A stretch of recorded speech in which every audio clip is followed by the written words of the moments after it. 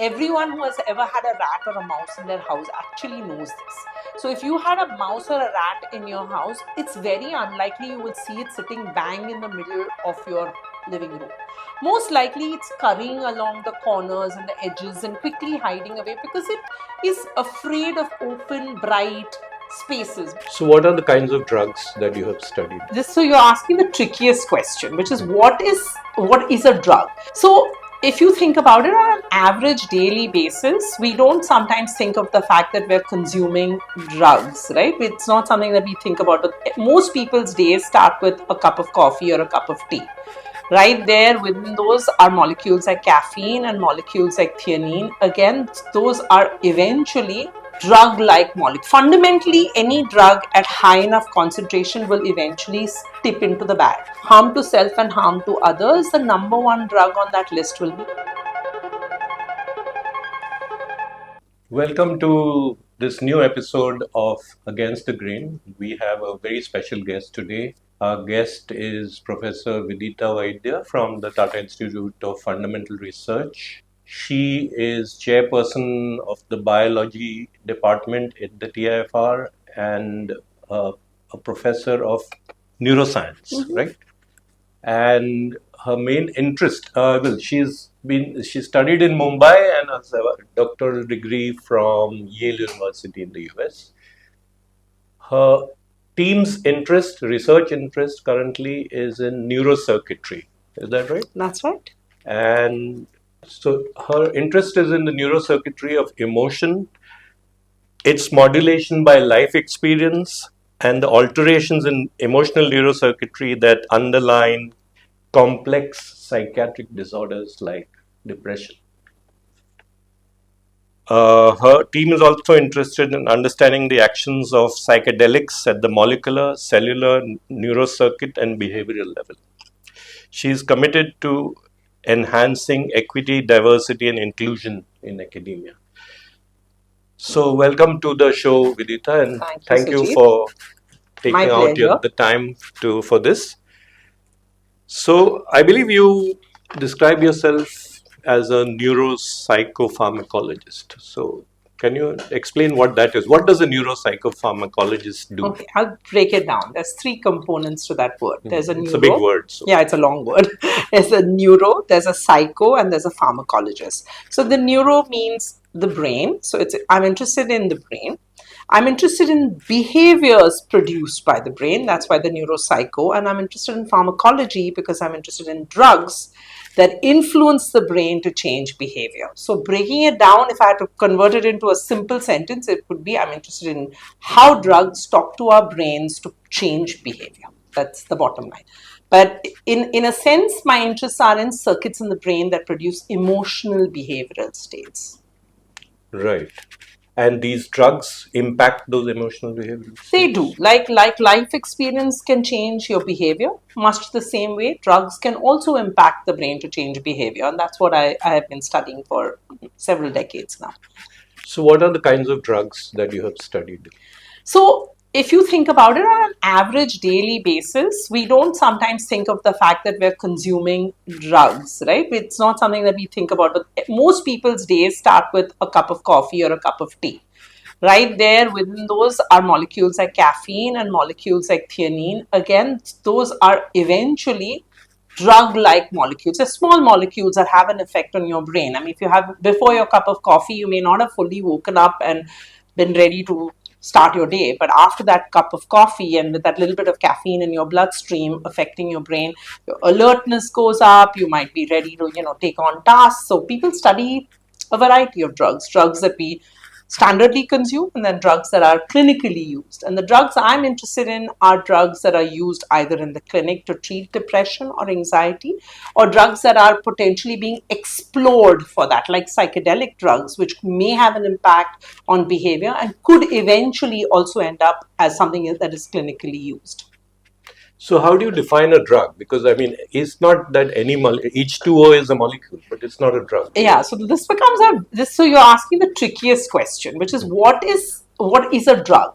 Is sugar a drug, for example, right? It's a good question. I mean, sugar is something that we spike our food with all the time, and if both of us are And it Gujaratis, gives you, yeah, we love our sugar. it So, gives you a high of some it sort. does. So, in a sense, molecules that are derived from plants or are synthetically produced, some of them which are utilized as treatment become what we call drugs, or drugs that are abused, which are not necessarily used as treatment but are recreationally utilized. Those tend to fall into the category of a bunch of molecules that are drugs. But I want to keep this definition broad because literally any molecular substances that your brain continuously sees and you externally utilize could almost become, in a sense, like a drug like molecule. And that's why I use sugar as an example, because it is also affecting brain and behavior, but it doesn't fall into our classic definition of a drug. So this is it's a loose term, and most often we've used drugs when we've referred to it as something that we use for treatment, or we use it because it is abused. So it's these two categories that evoke the term drug in most people's minds. So can we say there are good drugs and bad drugs? I mean, that by definition is what we have decided is good versus bad. So we decided somewhere along the way as a species that we were okay with the idea of caffeine and theanine and perhaps nicotine and alcohol as drugs that we were legally allowing ourselves to consume. And so we consider them okay, certainly legally okay, and so available. And then there are drugs that we considered as not okay, sometimes based on actually logical effects of like toxic effects. So, for example, opiates or cocaine would fall into that bad drugs category. But this again is a fluid shifting stage, because we are deciding where, as a collective, we decide to put the boundary on what is good versus bad. Fundamentally, any drug at high enough concentration will eventually tip into the bad. And this is obvious because if you look at alcohol and nicotine, if you end up with very high concentrations, and you're going to see bad effects of drugs that are currently still legally allowed, right? So, yeah. So, would it be correct to say that your interest lies mainly in studying mood modulating drugs, drugs that change people's minds in some way? Yeah, I mean, I'm interested in all the complex behaviors that our species and other species exhibit. So I'm interested in why do we feel fear? What causes us to feel anxious? What are the states that promote despair? I'm equally interested in the positive spectrum of emotions, but those are much harder to study in the way we study them. Harder to study empathy, harder to study attachment, harder to study joy, contentment. These are all not that straightforward to study, but they're fascinating. Resilience is equally fascinating. We just don't study it so much. But yes, I'm interested in that spectrum of behaviors that we would call mood. Yeah. Right. So, what would psychedelic drugs be kind of a subset of Yes, these they would drugs? be, and these drugs across different civilizations across the world, right? So there's never been a time that human beings have not utilized some plant substance and consumed it. We consume plants in many different ways, and some of those plants contain molecules which we now call drugs. But many of the drugs that we utilize today started off as medicines we use because we empirically observed that they work. Quinine is a great example, right? The idea that if you had quinine, that it was anti-malarial is actually a indigenous knowledge, traditional knowledge, which was there before it eventually became something that we now recognize as has been produced by more modern medicine. But these insights are old. They are old, and they're thousands of years old, and often involved indigenous groups of people who lived in spaces where they explored their environments and plants as sources of medicine or sources of modifying their behavior and their brain. Psychedelics fall into that category. So, civilizations have utilized psychedelics in their attempt to explore, presumably, what was beyond just their local space. They were also used by, witch doctors, shamans, healers. So, yes, psychedelics, which have been traditionally used for so long and have these reported major effects on the brain are also immensely interesting drugs. They're very interesting because they can alter states of consciousness, which is in many ways the holy grail, the hardest thing to study in neuroscience.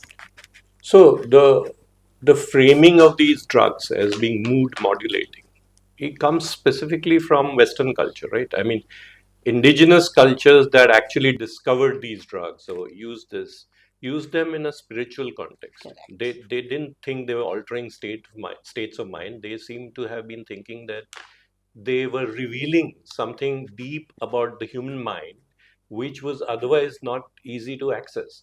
In fact, the very word psychedelic Yes. in Greek means mind revealing. Absolutely. Whereas today, seen from today's Western perspective, it is made to sound like, they produce hallucinations. Correct. They alter reality in a quote unquote bad way. Right. They take you away from reality into some sort of an unreal world, which is exactly the opposite of how traditional civilizations saw it, and which is, what the word psychedelic means. Yeah.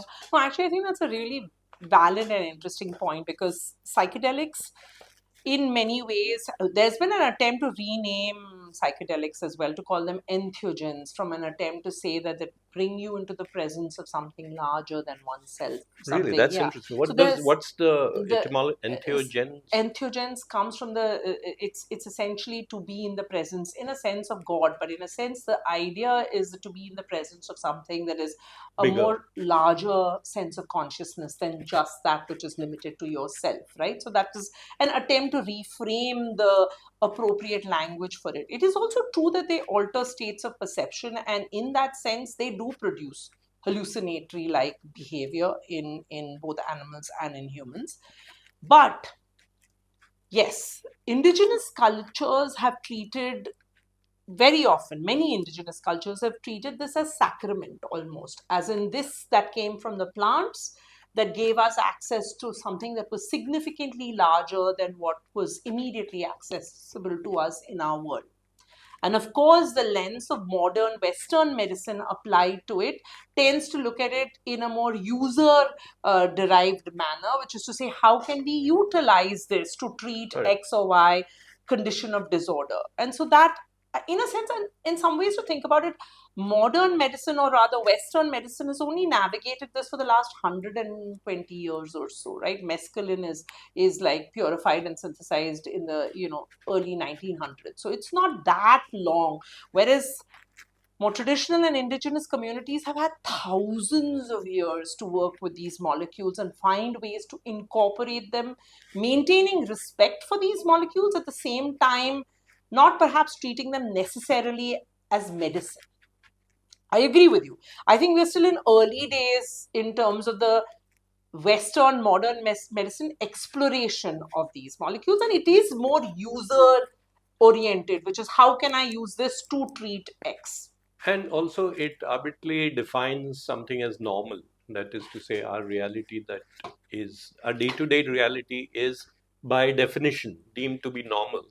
And these drugs seem to take you away in a quote unquote dangerous or unhealthy way from what you should be, involved with. I mean, So-called reality. No, I think it's interesting that you say that because it goes both ways. There's also this desire to, because of the recreational narratives that are emerging now, which tend to also posit only necessarily good outcomes or negative outcomes. This tendency to go either good or negative is a very high. You want to bin these drugs into this good or bad category. This good bad category becomes a problem when you're not willing to take the time to do enough work to understand the spectrum. So I would say that right now we're at early days. It's like, when a toddler is exploring something, they haven't figured out whether this has a little bit more potency than it can handle. Correct. But it is still tempting to try. I think we're at very early stages in modern engagement with these molecules. But there's here the hubris of viewing our engagement as the first engagement. Modern medicine / modern biomedical science. We have a body of empirical knowledge that we can turn to and rely on and draw from, because there are thousands of years of utilization by other cultures, and that requires us to open the possibility for such crosstalk, which overall we more often than not, we are resistant to talking to people who come from different realms of exploring, these molecules. They may not have called it like, mescaline as derived from peyote cactus, or, ayahuasca, and know that the molecule is dimethyltryptamine. That doesn't change the depth of empirical understanding that is available to us if we choose to engage with Right, right. It's interesting you talk of quinine because the British combined quinine with alcohol and created the world famous gin and tonic, which is still it. so popular, although we don't Absolutely. need quinine anymore. Yeah. Yeah. And we in India had something called somras. Do we know Yeah. what molecule that I was? don't think we do. Though Mm. from the descriptions, it seems to suggest that the descriptions are indicative of a psychedelic-like molecule. But as far as I know, and I must say that I'm not an expert on this, so maybe there is knowledge here that I'm absolutely unaware of. But we don't know what the molecule or the primary source of the plants that are used in somras are. And in the absence of that, it's hard to pinpoint what the precise chemical moieties are in that somras that might have produced such states. So the descriptions are suggestive of psychedelic like substances, but what the psychedelic was is not very obvious. Right, right. Yeah. And is there any, are you aware of any work? People are working on this to try and figure out what it was? Or, I think there's work to look at the battery of things that have been used in India and Ayurveda, as there is in Chinese traditional medicine, to look at molecules that are plant derived and to try to understand if any of those produce hallucinatory or altered states of consciousness. So there is that kind of work, but an attempt to figure out exactly what went into somras, as far as I know, I'm not aware of you're precisely not that aware. kind of work. Yeah. So are these drugs banned or illegal because they are extremely dangerous and or addictive? So Let's compare them with nicotine, with alcohol, caffeine. right. Okay, So if you think of harm to self and harm to others as your description of the harm caused by a drug, right? We can say harm to self and harm to others. The number one drug on that list will be alcohol, because the harm to self as well as harm to others, predisposition for alcohol is highest. So it's but at no, the top of the. nobody's banned it. No, because of course we also have collectively as a community and as people decided that alcohol is okay, and maybe in moderate doses with minimum usage where one is not at the risk of potentially causing harm either to self or others. It might still be something that we find a way to work with, but there is commercial interest as well, because alcohol is itself an industry, right? There's no question alcohol has pretty potent effects on the brain and the body, and because of the nature of effects it has, it can also cause harm to others, which is also something one has to keep in mind, simply because we lose our motor abilities under the consumption of alcohol. So people driving when they have had alcohol consumption runs its risks, but it is a legally sanctioned molecule and people consume it. Nicotine falls into the similar category, though our understanding and appreciation of the harmful effects of tobacco has gone up significantly, and so there's been some strong pushback against that. But if you broadly look at psychedelics, they don't seem to cause the scale of physical harm that we see with other drugs of abuse, like the opioids or cocaine. Those molecules, so heroin, cocaine, have much higher predisposition to provoke addiction, dependence, physical dependence, as well as potentially harmful effects on other parts of the body besides driving an addictive state. Psychedelics, as far as we understand, don't seem to produce that degree and scale of bodily harm. Right, so that then makes them slightly different from these other molecules. I think one of the things that we perhaps have struggled with is they do cause changes in states of consciousness. And as a result of that, because we did not fully take the time to explore precisely what their effects were, it was almost easier to take the step of banning them than to take the time to figure out how to engage with these molecules. As societies now, I mean, the earliest ban is like actually 1690 or so. The Spanish banned peyote in Mexico. So Mm. that's the oldest sort of, I think around 1600s there's a ban. So that's the first ban that we can speak of. But 1970 is when all these molecules get put, the psychedelics get put as class 1 drugs with no use to mankind, no benefit, but actually harm and the risk of substance abuse. But they're also not very addictive. So they're not in that bin. So could we say that there are political reasons to ban it? For example, the Spanish may have banned it because There's a pushback against the church. their Yeah. missionary zeal Yeah. and their ability to turn the natives Yeah. into their way of living and thinking. No, of course, because these molecules, I mean, they can provoke a very uncomfortable reaction because, obviously this was a time at which there's colonial history here that is overlaid on this deeply, right? Because it's almost as though the natives under the influence of this would push back against Exactly. heretical sort of, it was like viewed as heresy, against the church, etc. So Right.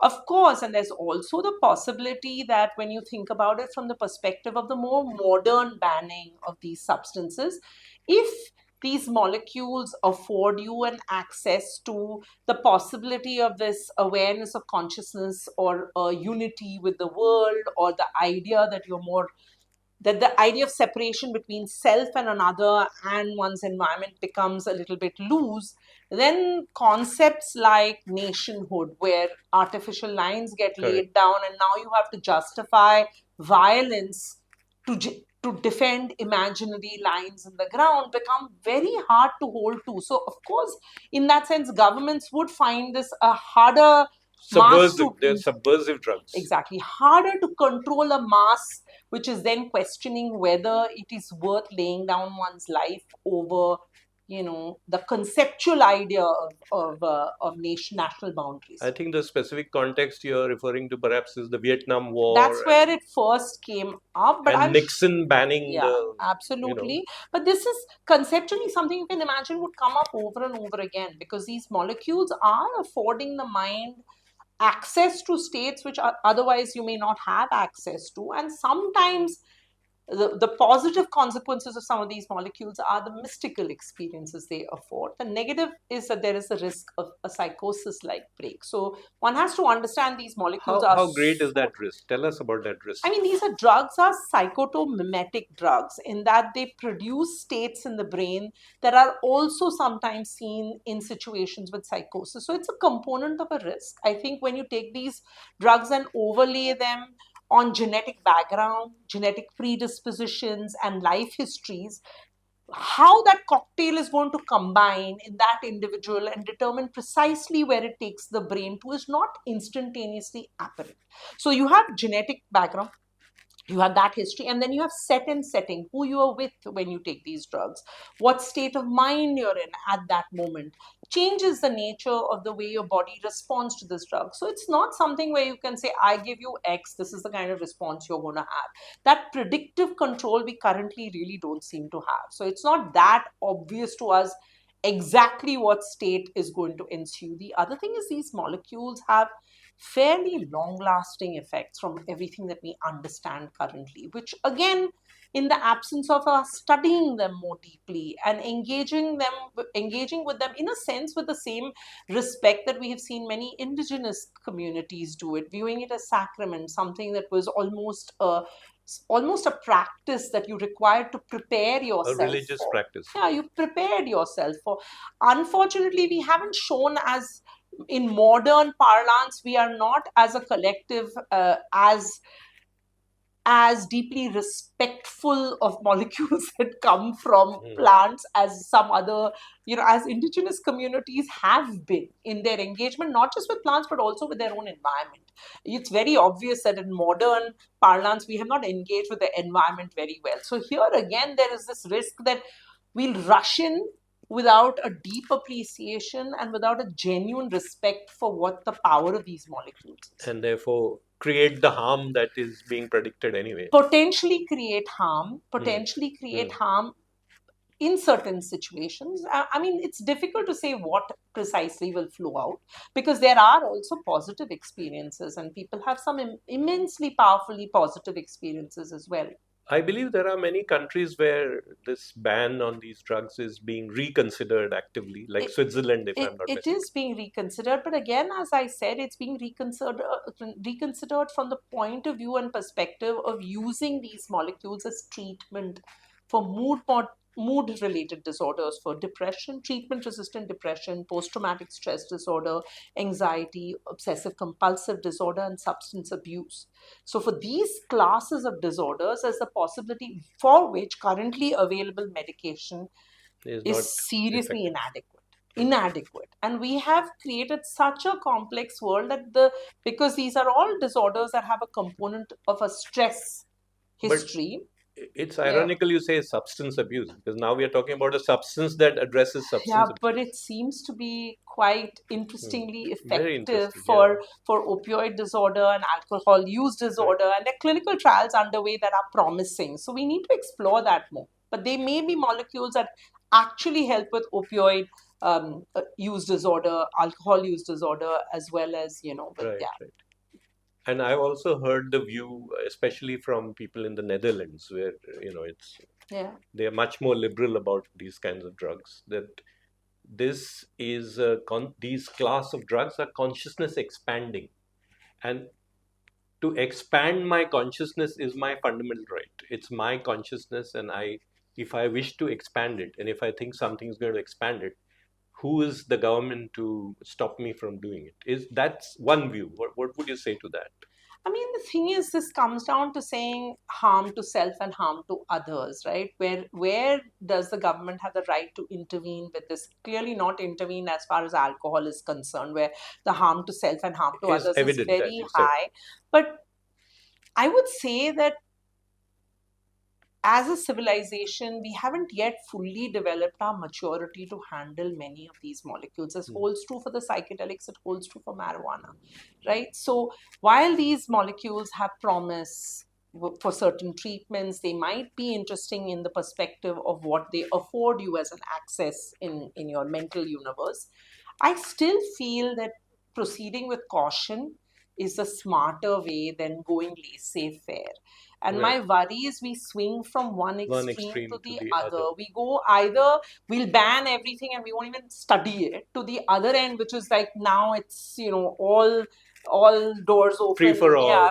I Do what don't. you want. Yeah. I think there is room here for a mature engagement with these molecules, and maybe there's something which collectively modern societies can learn from indigenous practices and Correct. traditional use, because in any case, those societies have shown and taught us much better how to live and engage with our planet and our environment Right. than compared to what we have done. So, in this respect, is it correct to say that we have regressed rather than progressed? We have We regressed. have We have regressed. 100% regressed. We have a much more violent, consumeristic world that is at cost to this planet. So, Mm. in many ways, if you look at the way the planet views our species, we are a burden on this planet, right? In terms Correct. of the toll we are taking. That's why Anthropocene, we're taking an undue toll.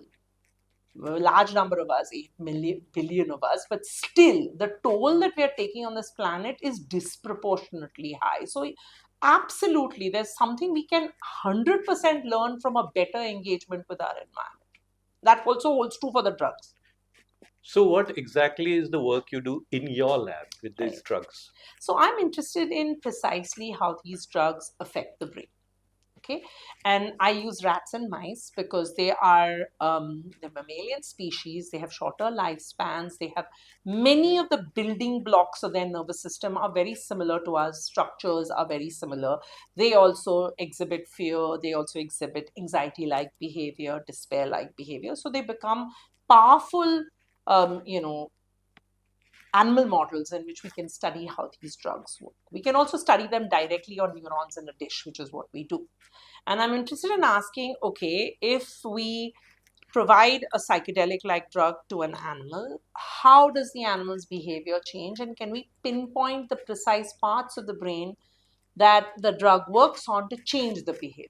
And once we understand that, can we actually just go and directly tweak that part of the brain and produce the behavior without the drug? If we understand it well enough, in principle, they also provide us a tool to understand how the brain produces those behaviors. So they're not just in the process of studying the drug, but you're also understanding the underlying circuits that produce these behaviors.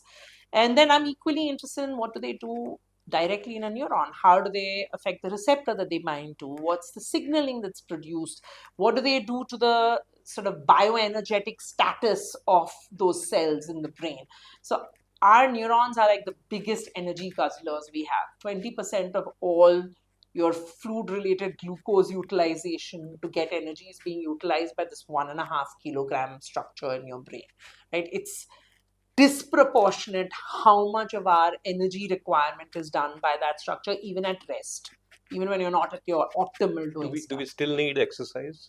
Oh, we absolutely need. I know. We absolutely need Okay. exercise for multiple reasons, not only Okay. for No, the no, yeah, that was but yeah. just a, So I'm interested in whether these molecules can directly influence bioenergetics.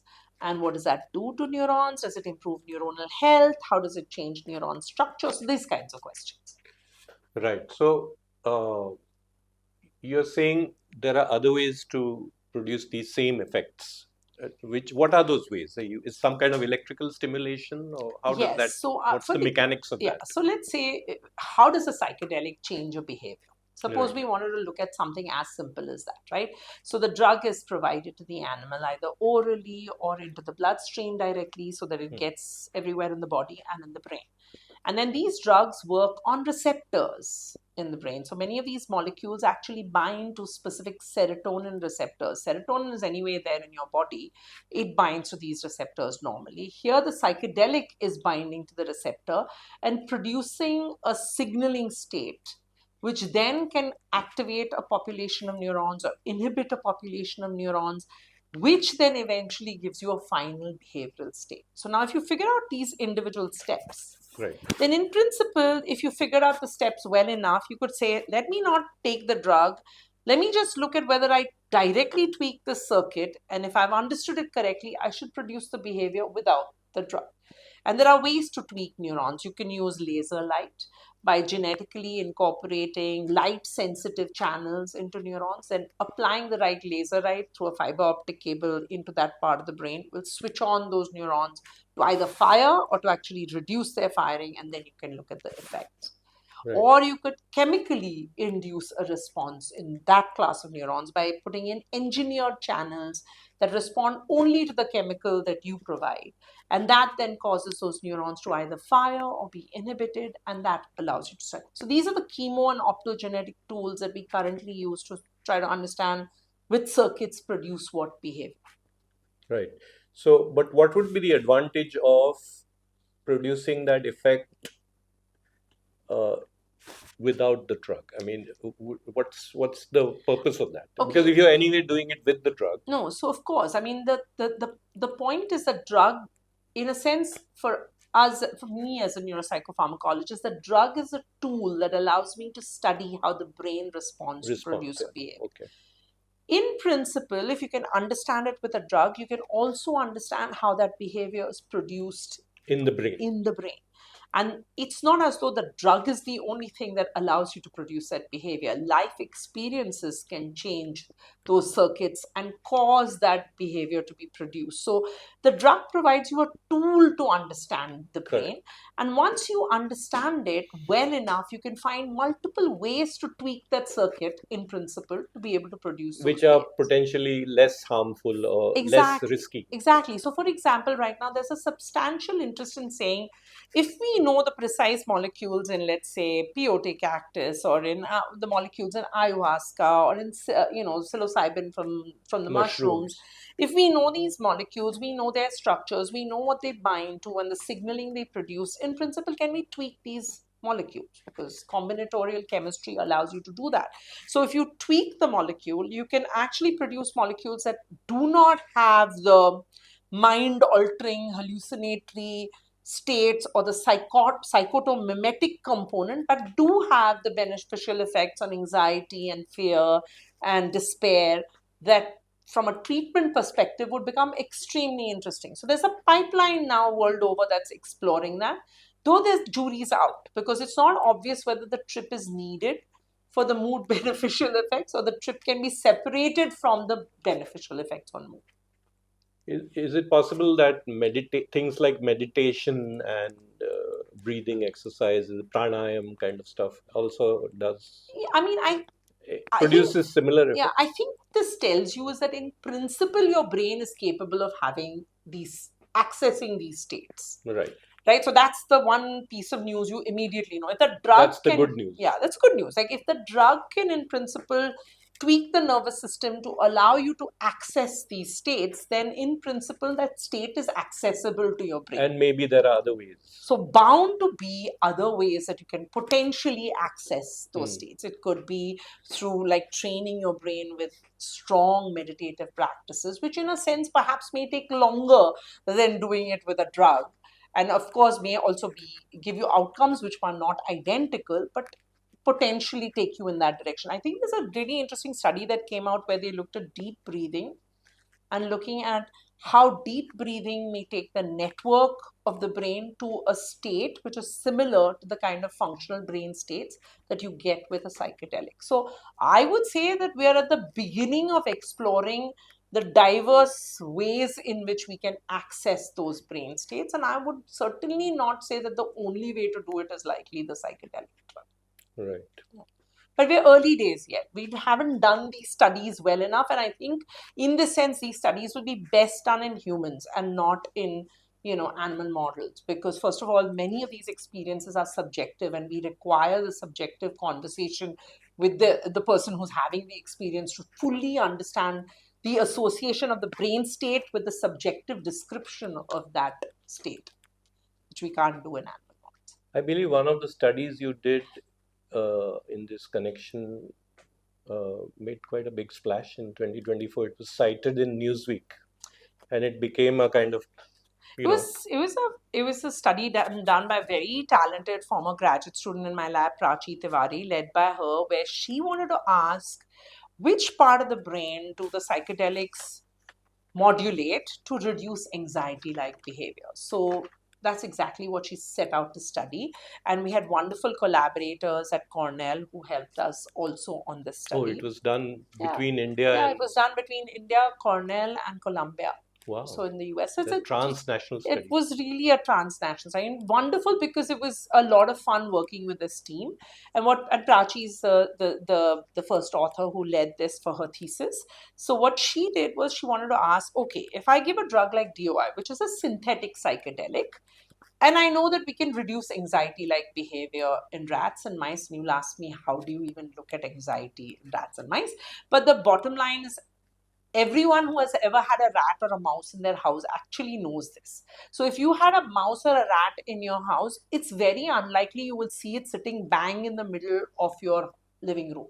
Most likely it's scurrying along the corners and the edges and quickly hiding away because it is afraid of open, bright spaces, because there's a likely that a predator, and the predator would normally be a crow or something like that, but even you are kind of... I'm a predator as far as it is concerned. Right?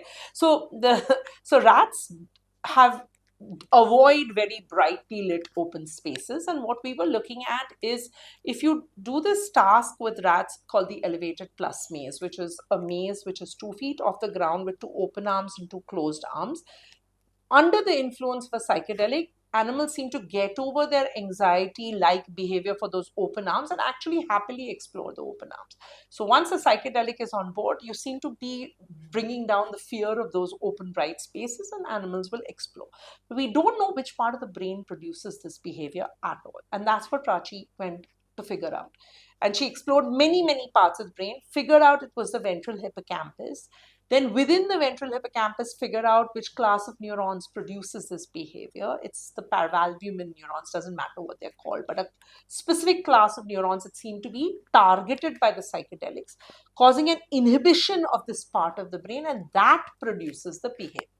What she also figured out is it's not the part of the brain that seems to produce a hallucinatory-like state. So already you're able to parcelate one behavior versus another.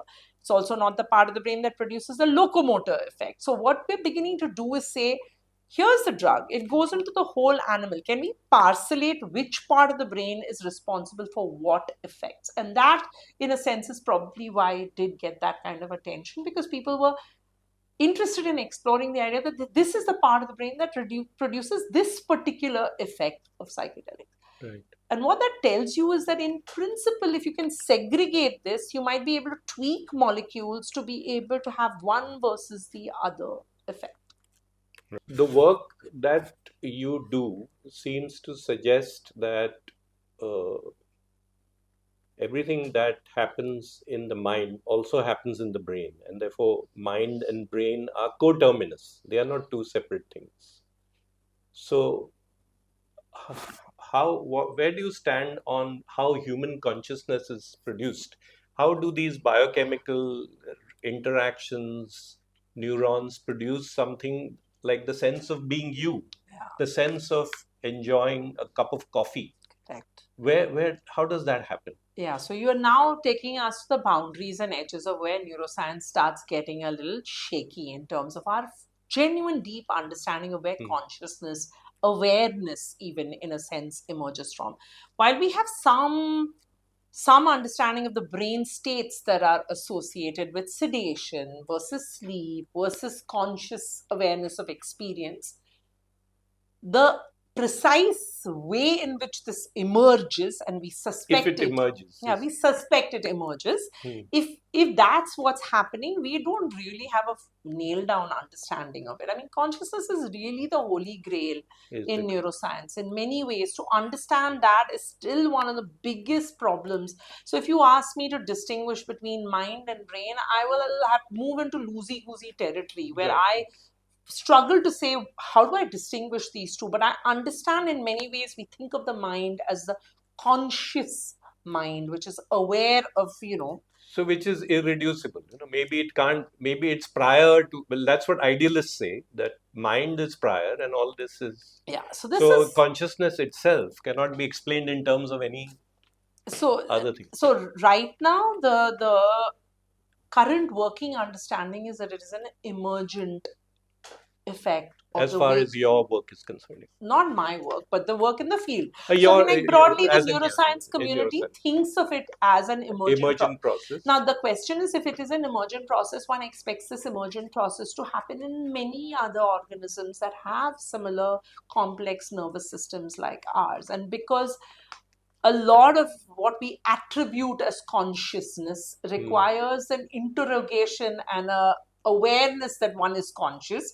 It is difficult to look at this in other species, but there are other species that have interesting and complex nervous systems like cetaceans or like elephants, and so the whale, the dolphin, crows, which have very interesting nervous systems as well. So it's not very obvious how one is going to very cleanly distinguish mind and brain.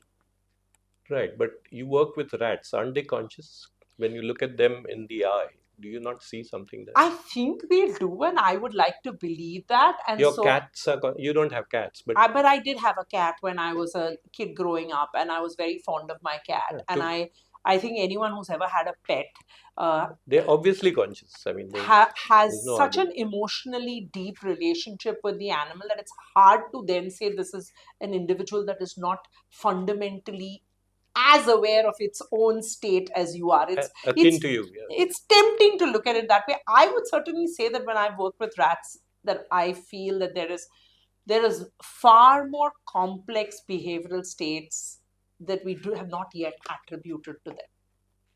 Because our studies have been more rudimentary, we have missed a layer of behaviors that are more complex than we perhaps anticipated, empathy being one of them. Right. Where we almost went with the view that this as an organism may not have the kind of complex understanding of empathy as we, or altruistic behavior as we think of it. But there are some examples which push the boundary of that thought, that there is empathy that we not yet fully appreciated in rodents. Tell me about empathy. Are there circuits in the brain where you can localize? There clearly appear to be circuits in the brain that are associated with our ability to perceive another's suffering and pain and to empathize with it, where we, for example, the most obvious example of it is when you perceive someone in pain, when you have in your own body in the same circuit. So, for example, let's say someone comes and pinches your finger, okay? And you're in pain, and I witness that, then in response to that, I have a small electromyographic response that sort of is like a twitch in my finger where I'm flinching at the thought of your pain, and I'm also having a response in my somatosensory cortex which responds to that part of the body. So that's almost a physical manifestation of an understanding that this is another individual like me who is in pain. So you can actually see that within the nervous system. It's also surprising that very same thing you can see bias, because who you are, my familiarity with you, and my ability or desire to empathize with you will influence the scale of that response. And prior histories and biases and stereotypes can change the manner in which I even physically manifest my response to your pain or suffering. So traditionally, or in the commonplace kind of understanding, the biosphere is seen in terms of competition, survival of the fittest, dog eats dog. That's how allegedly evolution moves forward.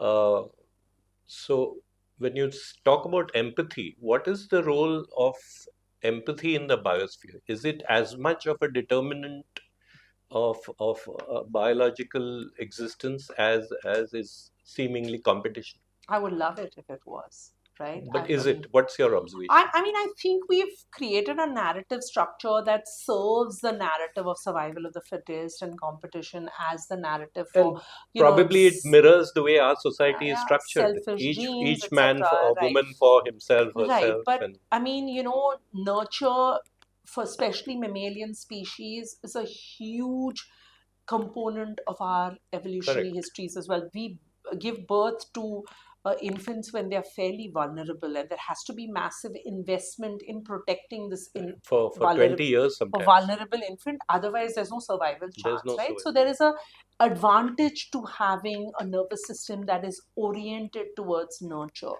and this is for both males and females. It's not, I mean, we may have socialized females to do more of the work as far as this is concerned, but otherwise also the investment is high. So for example, there are plenty of species where it's biparental, where you see strong investment from both, and our species is an example of something where certainly non-human primates is a good comparison, where you have large numbers of individuals invested in the infant and its survival.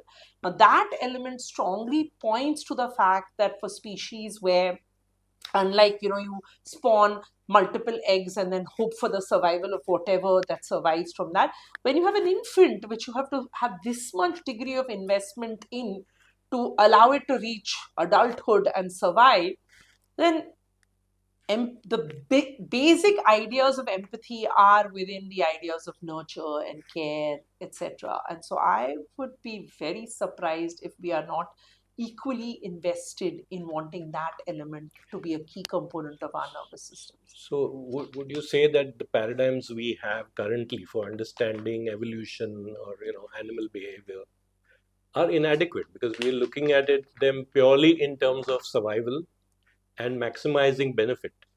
But maybe that's only half the story. It Maybe there's is, another part of the story which is not figuring in our theory at all. I would completely agree. And I think there's room to expand and widen these ideas, because there are multiple things that make the survival of a species. And that survival of species, nurture, especially for mammalian species, is a key component of it. And then to wipe that out, and what it must have meant for our nervous systems to evolve the way they have, to invest in nurture, means that associated with that will come empathy, will come altruism, will come compassion, will come the ability to look at each other and realize that we are sentient beings, and that it is in our investment to feel each other's pain and suffering, and to actually move towards models where care is centered as a critical component of success. So maybe You it's know? not just about survival, No, right? no, much broader than that. So where do since we're talking of neurocircuitry, where do things like satisfaction or joy, just looking at the sunset or sunrise, whatever your poison is, uh, how does that figure anywhere in neurocircuitry? I mean, it has to. Joy. It has to figure in neurocircuitry because each of us have felt those moments of joy and, what something that can move you to tears, where you're so moved by something you listen to, you watch, where you're deeply impacted enough that those moments of tears that roll out, which are actually tears, which sometimes you feel in moments of pure joy. I'm not talking about happiness, but pure joy, where you can actually feel such a sense of connectedness to the world Yeah, at the large, sheer right? profundity of some Yeah, experiences yeah, we have, can they be absolutely. reduced to? I mean, one can figure out which parts of the brain get activated. It's hard to imagine that someone in the middle of an MRI Mm, scanner is going to have their deepest moment of joy. mm, Little unlikely because the sound of those magnets might ruin the ability to mm. experience a purest joy, but certainly evoking happy memories or evoking feelings of happiness or joy, it's distributed. So there are multiple circuits in the brain that get activated. It isn't like any one circuit where we can pinpoint and say this is the circuit that produces this state. But it's likely to be different also in different individuals because of their life experiences, which have layered on our ability to experience those moments. So yeah, it's a tough question because you're asking me if once we figure this out, are we going to reduce those most profound moments of human civilization Can to they be just reduced? knowing to Can they be reduced? Yeah. exactly, do you this Can X? Beethoven's Fifth Symphony, for example, become the subject of neurological research? And so we found the Fifth Symphony. It's I here. mean, so yes, in its origin, absolutely. So Wilder Penfield did precisely that when he went He in. did. Yes. Yeah, so as a surgeon, he went into the circuits in the brain to figure out, what would happen if he was to activate specific brain regions. And people have reported the full playing out of an aria because that's the memory it evoked when that area got stimulated. But I think that it is important we ask questions about things like empathy and things like compassion, Which we are we ignored, which we are unfortunately. not doing Which as we are not doing. much, and I think because if we don't ask these questions and realize that there is deep value in our understanding these spectrum of emotions and that it's vital for our species and the planet and many other species because our species has disproportionate control over this planet, that it is a central question that we have to ask, and that if that is not given the degree of value and importance that it should be, we will actually be poorer for it, significantly poorer for it. So it is an element that neuroscience should push. It will probably happen more and more with studies that are done in humans than they are done in any other species. So the subjective becomes very strong in the description of these experiences. Where is memory stored? Is there the equivalent of a hard disk in the human mind? So there's an Taking equivalent. a computer Yeah. analogy. So there's an equivalent of circuits in the brain where multiple neurons will store explicit memories, right? So the deeper the memory that has been over and over regurgitated, retold, rediscussed, etc., tends to get distributed across multiple cortical circuits, starting in the hippocampus as the primary sort of writer of that original experience, and then distributing it across the cortex. And then in the retelling of it, it comes back alive so that it can be rewritten or modulated. And so every time it's brought back in recall, you also make it available to be modified. And that's what we're doing in our telling of our It's experiences. We're like, creative, yeah. It's yeah, you. yeah. So memory isn't an exact notation of precisely what happened. It's your retelling of that event, which is never always a perfect retelling. It's always a partial retelling. It's a retelling of what mattered to you in that moment, what you extracted from that moment. So three people with the same experience are going to have the same memory of that experience. Like in the film Rashomon. Exactly. Exactly. It's never going to be a perfect retelling. It's never a perfect retelling. And that's the beauty of it, that you're rewriting every memory with an overlay of your life experiences on that memory as you extract from it meaning for Right. yourself, you know. Why is genetics not labeled? Because when the human genome was, in 1999, I remember that speech that Clinton gave and Mm. said, this is the end of history as far as biology is concerned, we'll cure every disease on the planet, and it's all done now. It's a brave new world. But obviously, 26 years later, 27 years later, that hasn't happened. So, what went wrong, you think? I don't think anything went wrong. I think we may have oversold the promise of all that would come with the Mm. Human Genome Project, because it's not like things haven't. It's not like things have gone wrong. I mean, things take time, and Mm. what we understood was genome sequences, and also genome sequences currently of maybe a subset of the kind of diverse genomes we have on this planet. Right now, we Mm. have the Big India Genome Project to just understand the genome diversity within India, which is substantial based on the nature of migrations and people that have Yeah. lived on this land. So you understand the human genome in terms of saying, okay, Mm. I know where, how many genes do we have, like some 20,000 in that 20,000 to 25,000 range. You have these many genes, this is the number of proteins they produce, then you realize that there's a large part of the genome that is actually not making any proteins. And so you have this big genome information that is there to regulate genes as well as do many other things. I mean, you get long non-coding RNAs, you have other things that are coming out of these aspects of the genome.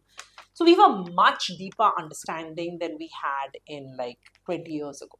Okay, so it's not as though there hasn't been progress, and that progress shows up in different ways at different times, which big example being when our ability to generate certain vaccines or certain drugs, we have been able to extract that knowledge for use. But we are so far away from understanding the complexity of biology that to go from genetic information to automatically cure, to say that it will happen instantaneously was a promise that was too strong, a larger promise to make. It was not going to happen at that pace and that speed. The risk is we actually now understand way more about what are the genetic contributors to disease than we understand about how to cure or treat the disease. Mm. So we've done a lot to understand what underlies, especially, obviously single gene disorders were easier to study, and most things that affect us are multigenic. There's many genes along with the environment collectively giving you a risk for a disease. So much Mm. harder to understand. But even with those, we've begun to understand multiple genes and their contributions. The difference between understanding that and saying, I will treat it. So Mm. I mean, that hasn't gone at the same pace. And the problem sometimes is that when we promise something to the public, we promise it on hope, and that hope takes time to deliver on. And we don't equally provide the information on the ambiguities that come in these studies. Mm. Biomedical science is riddled with the ambiguities of not knowing the full picture. Right. So this is the problem, right? And so we are expecting the public to just automatically say, but you did this, now you should be able to solve X. It doesn't go like that, because as we discover more, there's more that we don't know. And so we often find something and then we find much more that we don't know. But isn't that the problem in science generally? Because in physics, at one point, everyone they said all the problems have been solved. There's nothing more to discover, and it is never like that. It's Even never in like a that. precise science like physics, It's never in like biology that. is far more Biology complex. is messy and dirty, and that's what makes it so Literally, wonderful. And literally. yeah, it's messy and dirty, and that's what makes it so wonderful. It is immensely complex, and there are so many factors. Genetics being one component, but how genetics talks to the environment continuously to modify genome related experience, Right. expression of genes is also a huge component of what determines biology. So this nature versus nurture debate fell apart, Fell right? apart. There's no nature versus nurture. Everything is in crosstalk with each other. And as you rightly said, biology is not deterministic at all. No, it isn't. That's a And very interesting this, yeah, thing. because the desire for it to be deterministic was high, Yeah, that's right? what the Like genome project this promised. desire that it be deterministic was high, and I'm surprised we had such a desire, because why do we want to be purely controlled But, by only certain but deterministic that's the outcomes? essence of modern Western culture. Yeah. When Newton's laws were meant to have So biology hasn't been done exactly deterministic, and that. the brain, more than any other organ, shows us that, which is that underlying biology is in continuous crosstalk with environment, and what emerges as outcomes can be diverse and heterogeneous, and it is not one homogeneous defined outcome at all. Which is So, the good news, by the way. which is good Really news. good news, yeah. So biology then, by its very definition, by the name itself, bio is life. No, it's the science of life. So as a biologist, what have you learned about death? Because death is just the obverse, no? Like you probably lab animals die or as a part of the Yeah. research process. Yeah. So what do you? What's your take on death? What is death? I think the first thing you learn as a biologist who works with animal models is a profound respect for the animals that you work with. Because in studying their biology, there is an element that is associated with it, which is the death, right? You know it's going to die. You know it, and I think with that comes a certain seriousness of the fact that you are taking this call in a sense to do this, and that there has to be a respect for that species Do as you well. get the feeling that the animal also knows? I think they know. Yeah. And this is just, maybe it's just me that I feel that way, but I think they do. And so for me internally, it's always, it's almost a pact to say that there's almost an element of apology in my mind that emerges, right? Which is in this moment, I respect you and I'm doing this, but I'm aware that it is also taking a life. And so that element of respect, I'm not able to erase. Maybe it's just who I am as a person. I'm sure it's multiple other people who feel this. Maybe they don't You must have articulate it. discussed it with others. I can think of any number of students who have walked into my office and said, that was hard. And I've looked at them and I said, in a way, I'm glad you thought that was hard, because it is important that you think that this is hard, because that changes the way you will view the animals that you work with. And in that, there's almost a pact of respect for the animal. And I think that is important, and we should have that. But death is it's interesting, but in many ways, every night we go to sleep is our mini death. It is. Right? It's our mini death. We don't know what happens with our nervous system. It's a mini death we have that we get a chance to experience every single day while we are on this planet. And we don't cognize it, but in many ways, where is our nervous system at that moment? It's disengaged from the way we are exploring our world. But we are still officially alive. Yeah, because you're reassembled in the morning as you come back. Exactly, and we have all the measures of the fact that we are alive. Yeah. But it is a chance to explore what the nervous system might go through in that transition. Has that been done? Has anyone explored that? What? Looked at the nervous system at the moments of death? No, at sleep. Oh, yeah, I'm of sure course. they have, 101% they have explored that. Is that your Absolutely. interest also? I'm very interested in. So I attended a very interesting Gordon Research Conference on sleep, anesthesia, and dreaming, and it was fascinating to me because I don't work on this, but I was sitting in the audience and amazed and blown away by what we understand of brain functional states during sleep, anesthesia, dreaming, also psychedelic-like functional states. And there are overlaps and distinctions. So which is very, very interesting. I think we're at the beginnings of that exploration to start understanding how the brain is responding in different states. What about things like prejudice, for example? How are there biochemical ways of dealing with prejudice? The idea that, or could there be in principle? They might not be now. But I think there are definitely circuit ways of understanding prejudice. So there are clearly neurocircuits in the brain that are activated when we exhibit prejudice. Yeah, 101%. For a community or for community, for an individual, for a way of being, for a lifestyle choice. There is an element of prejudice that can emerge, and we can figure out which parts of the brain. Many of those overlap with our threat perception circuits, which is not so surprising. Which is not the underlying basis to prejudice is often the feeling of perception of threat. You are threatened by something that is the other. You have classified something as the other. It is a threatening feeling to your worldview, to your way you've constructed your universe, and something that you perceive as a threat to that evokes a fear, bias response. And that response often involves the same circuits that are involved with threat perception and also prejudice. So there's a prejudice network in the brain, in a sense, where multiple circuits are involved in this. And there's a possibility of intervention. I think there's a possibility of life experiences that can teach you to push this network to Not behave better. pharmacological intervention. I'm sure there's also pharmacological, but that hasn't been really tested.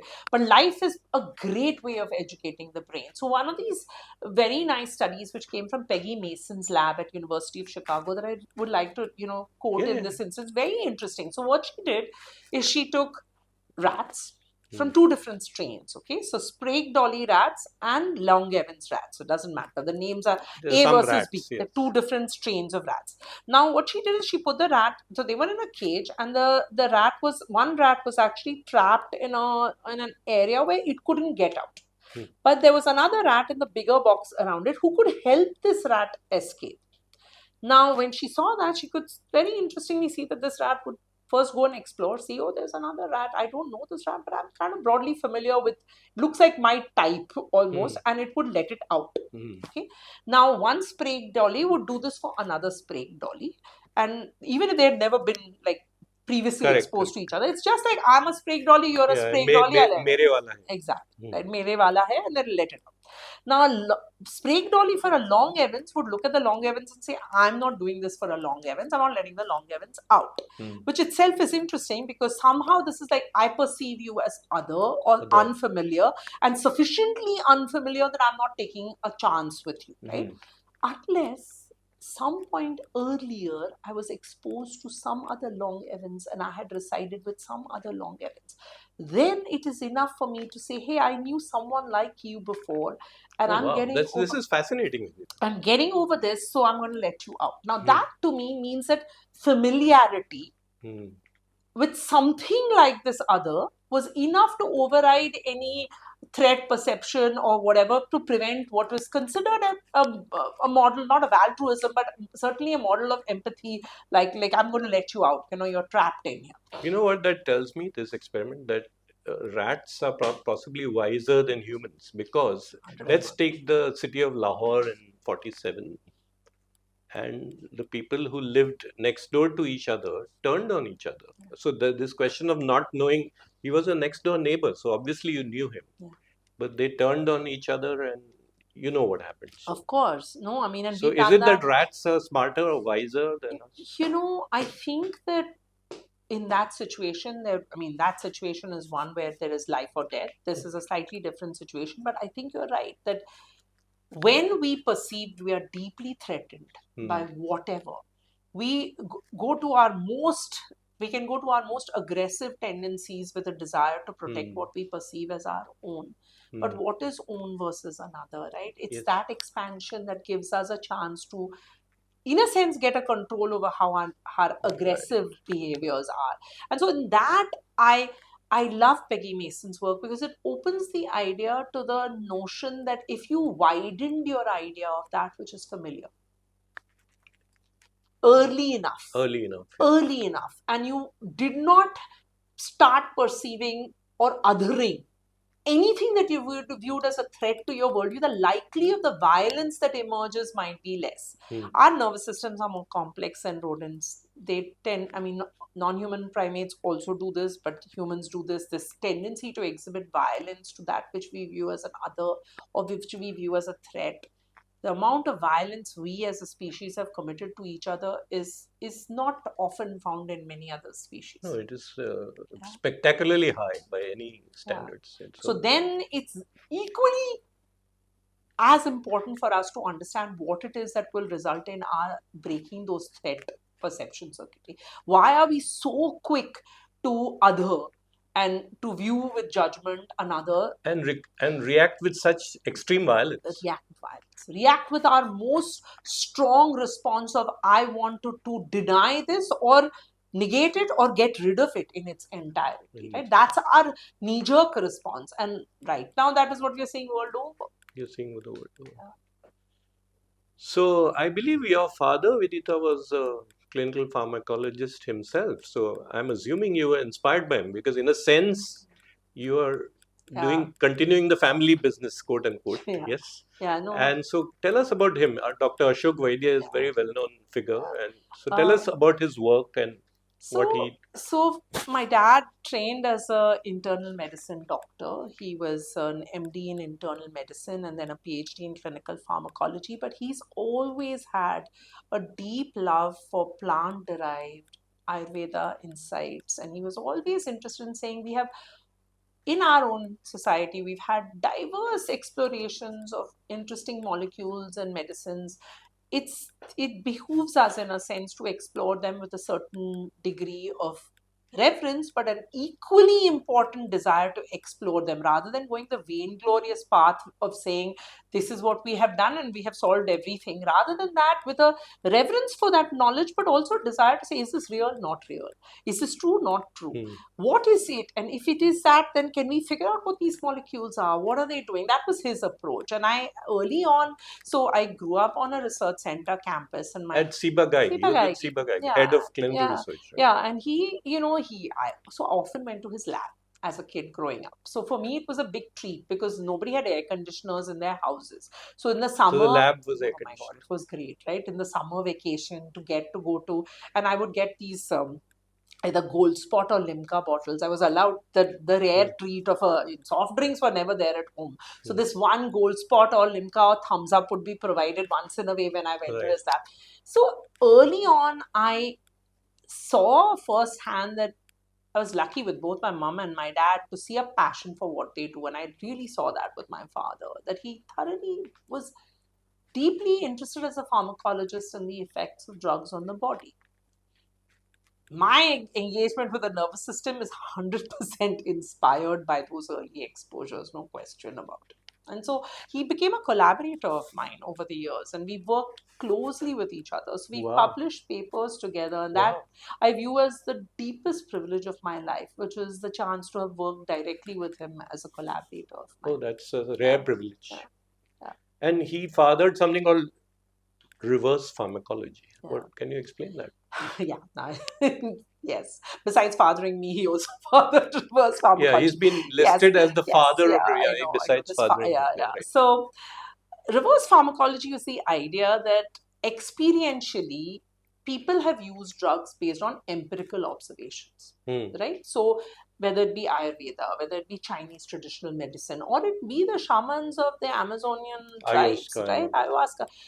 Experimentally, we have engaged with material from nature, plants, fungi, etc., and consumed it, sometimes to treat ourselves, sometimes to experience things. That knowledge is experiential knowledge, and it has deep value because it's happened for hundreds and hundreds of years. Right. Now, to utterly dismiss it and say that we will only start the other way, which is we start with a novel chemical Yeah. entity, then we go down the path of developing a new drug. So he's saying this is dismissing a body of available experiential Doesn't make knowledge. sense. Yeah. Doesn't make sense. So reverse pharmacology start with experiential knowledge, experimental observations in humans directly. Work backwards to see what are the molecules within these formulations or plants or Hmm. teas or ayahuasca is a brew. So work backwards to figure out those molecules, then figure out what the actual individual molecules are there that are actually having those effects, and see if they're clinically robust.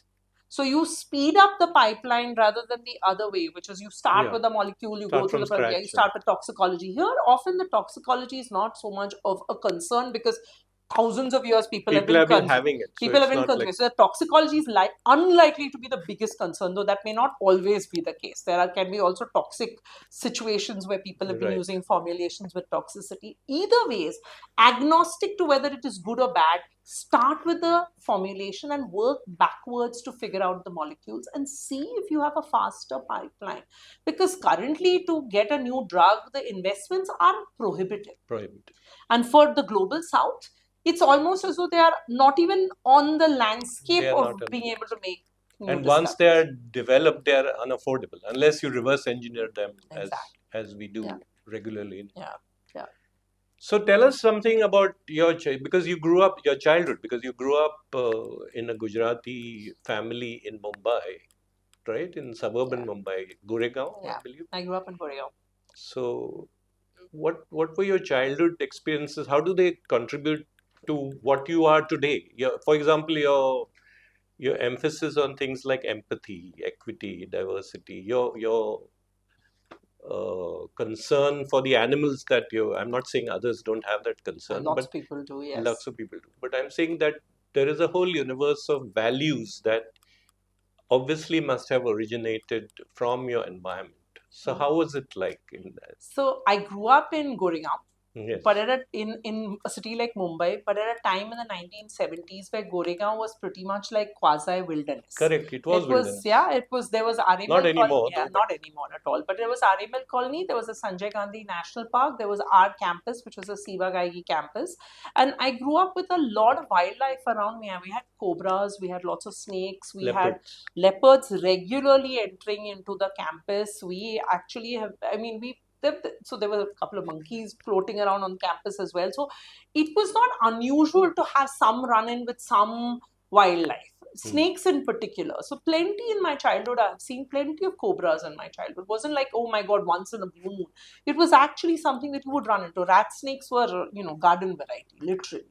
So it's an unusual childhood for a city It kid, is, like a yes. Mumbai kid, to say I grew up with this. It is unusual, but it's reflective of that time and that place, that location. It's no longer true. So somebody today says I grew up in Goregaon, they're growing up in the urban jungle, Urban, yeah. not like real jungle like situation. So I think there was always an interest in animal behavior super early, because see, there were lots of foxes on our campus, which is now, I mean, unheard of to see. Right. But foxes are super shy, so they don't like to run into human beings. And when they do, there's this moment where you're also aware this is a fox. It's also not happy to see you. You're also not too happy to see it.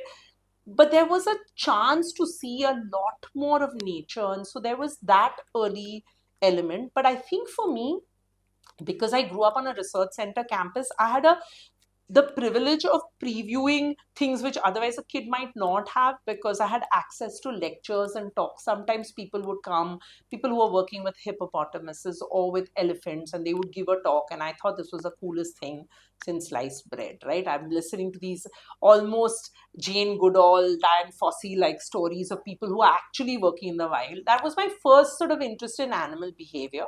I didn't go down that path in terms of studying it in the wild. I rather study it in a laboratory, but I have a deep interest in animal behavior. But now coming to the element of the family environment, I grew up in a joint family. My grandfather was a Gandhian who went to jail with Gandhiji. And so there's a deeply strong element of Gandhian philosophy in the household. My grandmother's name is Daya Ben. Yes. So Daya means. So I grew up in a joint family. My grandparents lived with us, and my grandfather's Gandhian, went to jail with Gandhiji, was elected from Rajkot, then eventually gave up politics and became a novelist. And so the grandfather I had was a novelist who was writing at home. So very early memories are running around him, jumping next to him, telling him, "Tame aaj su lakhyu." So Okay. read it out to me, right? So Right. storytelling and lots of that narrative of storytelling early on. My grandmother's name is Daya, which Which means compassion, compassion. right? And so that, I think, was visibly obvious to me in my grandparents, and amongst the most kind and remarkable souls I was, privileged to grow up around. And both my parents with a deep passion and a love for what they do. And I think when you watch, or you're so lucky that you have these four wonderful older people in the Around family, you, yeah. there is a, I mean, my childhood is really in many ways idyllic. I realize the privilege I carry. It's huge. And especially because I study the effects of early life stress and adversity. I know that our resilience is often not just determined by what we are doing, but it's given to us. It's given to us in the legacies of nurture, right? And so I was very lucky in my early childhood. Those moments and memories are extremely strong, and they've held me very steady over the years. Right. Yeah. So it's a privilege. It's a gift. It's a gift we all can give someone else. I believe apart from your grandfather being a novelist, your maternal uncle was a well-known Gujarati poet. That's my dad's maternal uncle, Yeah, but you actually. But called I him call him Mama. Mama. So Makarand Mama, as we all called him. But he's my grandmother's baby brother, Makarand Dave, and is a spiritual poet of Gujarat who has written some of the most Very well known. beautiful poems. And my favorite one of his, if you want to hear it. I would love to round off this conversation Round off, yeah. with So that it's poem. my most favorite one because I think it summarizes the philosophy of life that I would like to live by. I'm not sure I'm fulfilling it by any stretch of imagination, but I would like aspire to Which it. you have imbibed. I want to aspire to it, Right. and it goes like this. It says Gamta Gamtu. It's the poem is Gamtano Kariye Kulal. But the way it goes is the following. It and I'll just say a little stanza for couplet from it. Gamtu mare to ela gunje na bhariye ne gamta no kariye gulal. Wow. And what it Yeah. translation is No, no, we basic. leave it to We leave AI. it. We leave We it. leave it to AI. But yes, that is the philosophy with which I would aspire to live my life. I think it's one that been a gift that the family has given me. So, on this wonderful note, Vidita Vaidya, thank you so much for spending the time with us on Against the Grain and giving us this very illuminating talk about your work. Thank you so much, Sujeet Bhatt, for this equally wonderful opportunity of shooting the breeze with you. It was enriching.